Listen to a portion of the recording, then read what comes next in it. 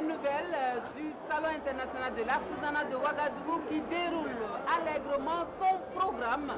Ce soir, dans la page CIAO, nous rendons hommage aux initiateurs de cet événement majeur en Afrique. Nous poursuivons la ronde des stands pour découvrir des merveilles. Bonsoir. Bonsoir. Bonsoir. Vous allez bien? Ça va bien. Oui, ça va. Et le CIAO 2018? Le CIAO se porte un peu bien. Ça va? Oui, ça va. Il y a ceux qui ont connu le Salon international de l'artisanat de Ouagadougou depuis sa création en 1988. C'est le cas de Hortensia, créatrice de mode burkinabé résidant en Côte d'Ivoire. Et depuis, c'est une belle et longue histoire d'amour entre la styliste et le CIAO. Zalissa Sanfo lui a rendu visite. Bon CIAO. Merci. Ok. À très bientôt. À bientôt. L'histoire du CIAO s'écrit aussi avec Hortense Kabouré. Créatrice de mode, elle y participe depuis sa première édition en 1988. Et de 1988 à aujourd'hui, chaque édition est un moment de partage pour notre styliste modéliste. Du temps de sa première participation il y a 30 ans à aujourd'hui, bien de choses ont évolué, reconnaît la doyenne.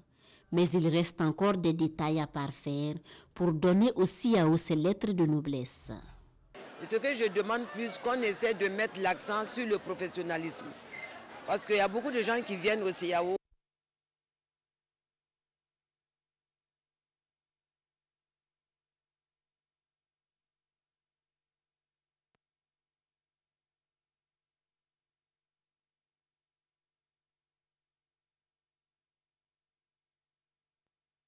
Difficile pour elle de manquer à un appel. Mais Hortense Kabouré a plus de 60 ans. Il lui sera encore difficile de revenir participer à la fête, à moins que son expertise ne soit sollicitée autrement. Pour elle, le CIAO a de beaux jours devant lui et son avenir est dans la main des artisans. C'est de leurs efforts de création qu'ils dessineront un avenir radieux pour ce salon si cher à tous.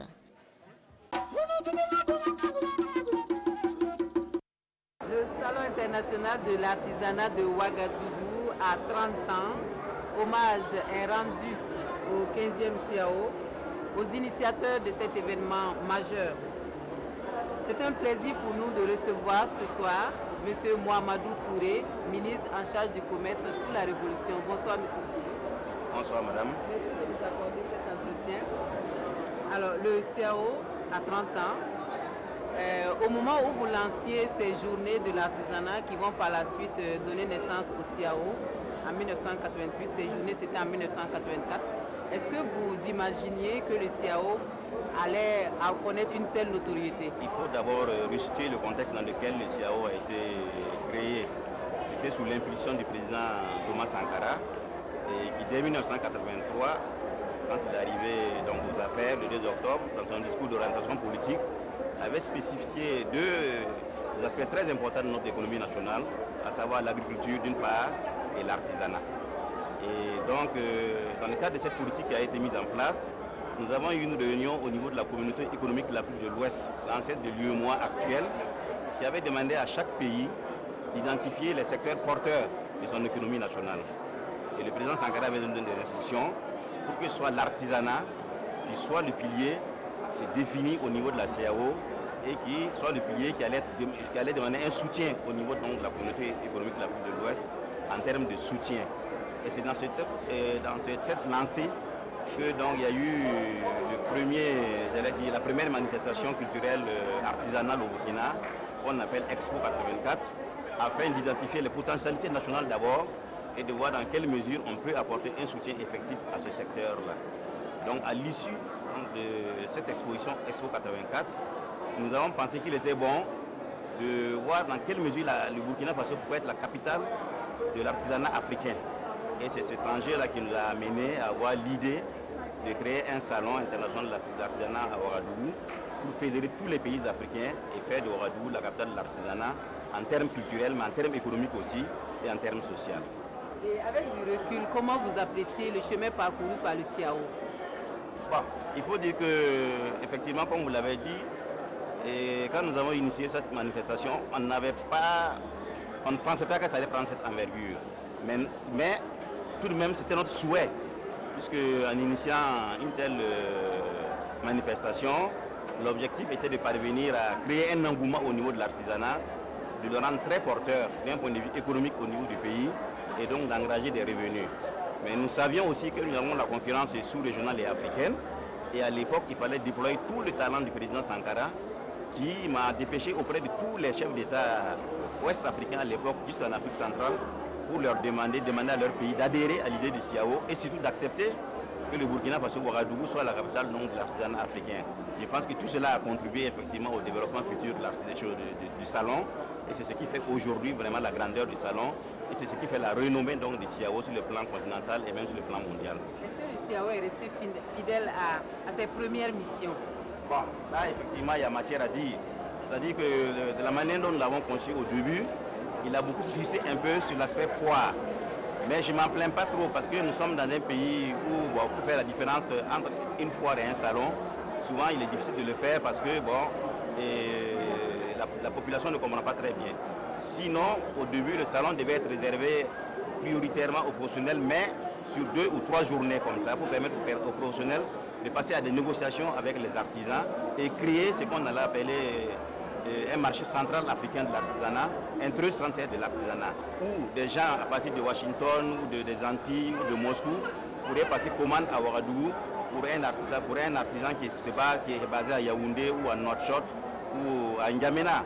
Vous qui avez côtoyé le président Thomas Sankara, est-ce que vous pouvez dire que aujourd'hui, s'il était là, ou même de là où il est ce qu'il peut être fier du CIAO? Oui, je pense qu'il peut être fier. Parce que quand nous avons commencé l'idée du CIAO et que nous avons fait le tour des capitales africaines, et je dois vous avouer qu'il y a beaucoup de pays qui nous enviaient et qui se sont posé la question de savoir pourquoi eux, ils n'ont pas eu cette idée donc de lancer le salon international, de lancer un salon africain de l'artisanat. Il y avait des pays comme le Maroc, la Tunisie, même la Mauritanie, le Mali, qui en matière d'artisanat d'art sont quand même, à l'époque, étaient plus avancés que le Burkina et avaient matière à redire. Mais nous avons réussi un tour de passe à la première édition que malheureusement je n'ai pas eu l'occasion l'honneur de présider parce qu'il y avait le 15 octobre qui était arrivé. Mais on avait pu inclure une réunion des ministres de la Culture qui s'est tenue à la première édition et qui a affirmé Ouagadougou comme la capitale de l'artisanat africain. Si bien que tout a été fédéré autour de Ouagadougou. Et je peux dire que de là où le président Thomas Sankara est, il doit être fier quand même parce que non seulement son idée a été réalisée concrètement, mais qui plus est encore, ça prend de l'ampleur et aujourd'hui aucun salon en Afrique en tout cas ne peut concurrencer le CIAO en termes d'artisanat. Finalement, il fallait un prix Thomas Sankara au CIAO. Il fallait un pavillon, il fallait rendre hommage. Sincèrement, j'ai été très marqué, très touché quand j'ai entendu l'allocution du président de l'Assemblée nationale qui a proposé donc qu'il faut un prix Thomas Sankara. Bon, ça fait 30 ans. Nous sommes les initiateurs, on était mal... c'était mal vu peut-être de notre part de venir dire qu'il faut un prix Thomas Sankara. C'est comme si nous voulons une reconnaissance vis-à-vis de nous-mêmes, venant d'autres personnes. Moi, j'étais très réconforté et j'étais très content. Et je pense que ce n'est que justice, ce n'est que reconnaissance pour celui qui a réfléchi à mettre en place cette manifestation pour le Burkina et pour tout le continent africain. Et vraiment, je suis très reconnaissant aux autorités du pays, je suis très reconnaissant au président Roch Christian Kaboré, au président de l'Assemblée nationale, à tous ceux qui ont contribué effectivement à ce que l'idée de création d'un prix Thomas Sankara soit là et qu'il soit effectif à partir du prochain CIAO. Le CIAO a 30 ans, nous sommes fiers de notre CIAO. Le Burkina Faso peut être fier de son CIAO. On a les organisateurs, le gouvernement et tout le pays a réussi avec brio en tout cas à relever le défi de l'organisation de la présente édition malgré le contexte assez difficile. Qu'est-ce que vous souhaitez au CIAO? Moi je souhaite une longue vie, plus qu'une longue vie au CIAO, puisque c'est vrai que c'est l'idée du président Sankara, mais vraiment sans fausse modestie, c'est mon bébé à moi. Donc quand je l'ai mis en route, il n'y a pas de secret, j'ai contacté les autorités catholiques, musulmanes, protestantes de l'époque pour que les gens, les traditionnels, pour que les gens fassent des bénédictions et des prières, pour que non seulement le CIAO prenne corps au Burkina, mais qu'ils vivent 200, 300 ans, etc. Tout. Donc pour moi, le CIAO, vraiment, c'est un héritage qu'on lègue à la postérité du Burkina. Merci beaucoup, monsieur le ministre. Je rappelle que nous recevions monsieur Mohamedou Touré, ministre en charge du commerce sous la Révolution, initiateur du Salon international de l'artisanat de Ouagadougou. Merci, monsieur le ministre. Je vous remercie. Bonsoir. Maman, ça va? Oui, ça va. Et le CIAO? Ça se passe bien. Alors, qu'est-ce qu'on a ici? Des sacs, des accessoires de mode, tout en Damfani. Les artisans, dans leur créativité, n'ont pas fini de nous épater. Des accessoires de mode, donc en Damfani. Il faut dire que le pain tissé du Burkina Faso est dans l'air du temps et on le voit partout sur le site du CIAO. C'est l'inspiration d'ailleurs de Mirel Diboulot et cela lui réussit très bien. Olopoda lui a rendu visite. Suivons son reportage. Elle se distingue par son art. La confection des accessoires de mode n'a aucun secret pour Muriel Diboulot, qui associe toujours le faso d'Amfani dans tout ce qu'elle fait. Des cravates, des sacs à main, des bracelets et des bijoux. Un savoir-faire qui séduit autant qu'il fascine par sa beauté. Ici, tout est fait à la main. J'ai des cravates faites pour hommes en faso d'Amfani. C'est fait manuellement. J'ai également des nœuds papillons. Tout le travail est fait manuellement. J'ai des boucles d'oreilles, bracelets, toujours en faso d'Amfani parce que la matière de base est du faso d'Amfani et tout. J'ai opté pour le faso d'Amfani parce que c'est une matière qui me parle, c'est fait ici. Il y a beaucoup de marques, d'accessoires qui font en wax et tout, mais je trouve que le wax n'est pas forcément représentatif du Burkina Faso. Pour sa première participation au CIAO, Muriel pense que ce rendez-vous en valait la peine. Beaucoup de contacts parce que mes cartes de visite partent comme des petits pains. Et aussi, ça fait quelques ventes, donc je vois de l'engouement, les gens sont surpris. Ah oui, c'est du faso d'Amfani et tout. Et donc j'espère qu'après ça, il y aura les contacts et que ça va continuer. Sans doute qu'à la prochaine édition du CIAO, Muriel fera partie des lauréats de la filature du Sahel. Une structure engagée cette année à accompagner les meilleures tisseuses et couturiers du faso d'Amfani. Nous sommes une industrie textile transformatrice de coton-fibre en fil. Et généralement, sont les artisans tisserands qui utilisent ce fil-là. Donc, pour cette 15e édition, Filsa accompagne ces artisans afin de promouvoir aussi leurs travaux, c'est-à-dire les encourager avec trois prix nationaux. Un prix Houé et à travers aussi les stylistes aussi, nous avons aussi 3 prix. Le montant de 7 prix s'élève à 1 250 000 francs CFA. De quoi motiver des partenaires pour plus d'engagement dans leurs actions de promotion du pain tissé. Ça nous fait chaud au cœur de voir en tout cas notre produit fini transformé en Damfani, en sac, en chaussures même.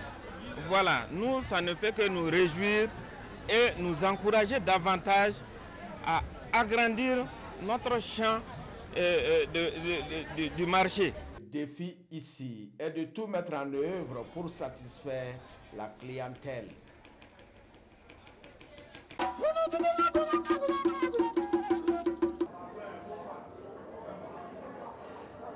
L'Afrique des perles, des bijoux, des accessoires de mode, la plupart confectionnés à base de rejets de textiles.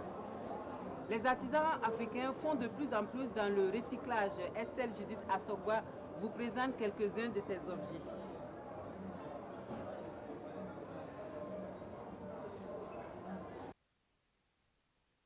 Madame Nadia Andanlé est une promotrice de couleur indigo venue du Bénin.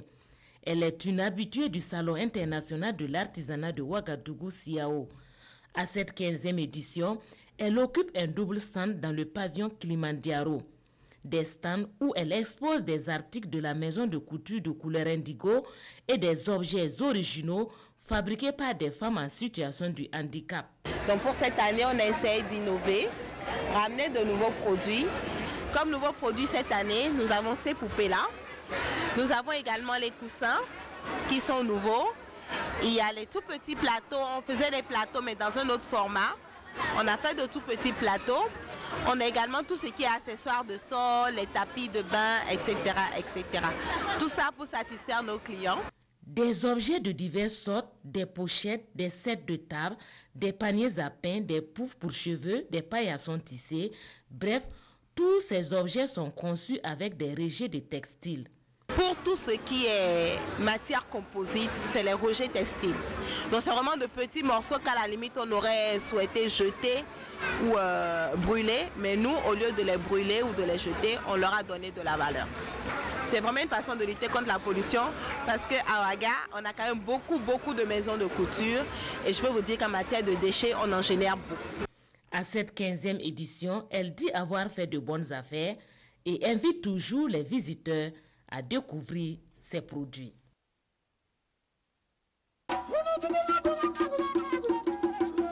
Le boubou d'Agara, le panier traditionnel de mariage Lobi, l'artisanat du sud-ouest du Burkina Faso est riche et diversifié. Le sud-ouest s'expose donc au CIAO 2018 et zoome sur la présence de la région avec Césaire Carrefour et Aruna Mari. L'originalité et l'authenticité des peuples du sud-ouest de Burkina Faso en grandeur nature au pavillon arc-en-ciel du CIAO. Des objets d'art pour tous les goûts et qui démontrent le potentiel culturel et surtout le génie des artisans du sud-ouest. Je suis venu avec les arcs traditionnels Lobi. Bon, c'est utilisé pour la chasse, pour se défendre aussi avec les paniers de mariage Lobi. Avant, à l'époque, quand une femme tenait ça, c'était pour dire qu'elle est mariée, pour mettre l'argent, les courriers, etc. Ça, c'est les paniers simples. Ça, on pouvait utiliser pour aller au marché. Voilà. Maintenant, ça aussi, c'est un panier. Mais on a essayé de moderniser ça aussi un peu. Voilà. Ça aussi, c'est le panier de Birifo. De formes variées, ces œuvres résument en un seul lieu l'esthétique et la créativité de cette partie du pays. Ici, pareil, j'étais en train de regarder les paniers. C'est les motifs qui sont faits avec les différentes directions que je trouve vraiment très très jolies. Et le tressage comme ça. Non, je les trouve vraiment très très beaux. Ouais. Dans ce même stand, Osnia Confection étale ses toutes dernières nouveautés pour une clientèle diversifiée et de plus en plus exigeante. Les tenues sont faites à base de matières locales comme le coton, avec des motifs qui allient surtout couleurs et traditions. Nous sommes venus présenter des pains traditionnels de la région, des boubous d'Agara, des robes et des hauts dames, des robes des enfants aussi. Depuis que le CIAO a commencé, Dieu merci, ça va. Les produits artisanaux présentés sont issus des 4 provinces de la région. Après une semaine d'exposition, les retombées du salon se font déjà ressentir. Ces derniers jours, les visiteurs se bousculent au portillon pour repartir avec un souvenir du 15e CIAO.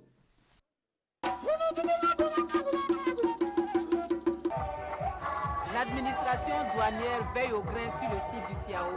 Elle est présente pour répondre aux besoins d'information des artisans sur le processus de taxation. La douane au CIAO, le sujet a inspiré Roger Kam et Olokoda. Entrepôt de la douane sur l'aire d'exposition du CIAO. L'administration des douanes est présente à chaque édition de la Biennale de l'artisanat africain avec pour objectif de sensibiliser et d'aider les exposants dans les formalités douanières sur le site. C'est donc une contribution fiscale que nous demandons donc à tous les exposants, notamment ceux qui viennent donc des pays voisins, amis et frères. Et les exposants donc qui sont issus du Burkina Faso, de l'intérieur du pays, voilà, et eux ils ne sont pas concernés par l'activité que nous menons ici. Loin d'être un recouvrement, c'est une taxation faite uniquement sur des marchandises vendues. Et la perception de cette taxe concerne les marchandises des commerçants qui viennent de l'extérieur du pays pour exposer au CIAO. La contribution fiscale que nous demandons aux exposants, c'est une forme de taxation ad valorem. C'est donc une taxation qui sous-tend un taux qui est donc appliqué à la valeur de la marchandise que les exposants ont amené pour exposer. C'est donc un taux fixe de 10% que nous appliquons. Donc ce n'est pas graduel. Ce n'est pas graduel, c'est en fonction de la valeur de la marchandise vendue. Pour cette année 2018, nous avons donc une perception qui tourne autour de 800 000 francs CFA. Pour Yves Kafando, l'administration douanière est toujours concernée par tout ce qui est exposition des marchandises, un aspect des prérogatives des douanes qui est peu connu du grand public.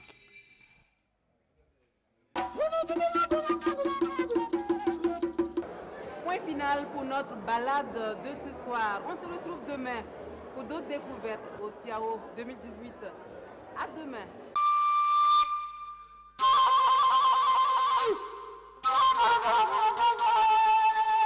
Oh,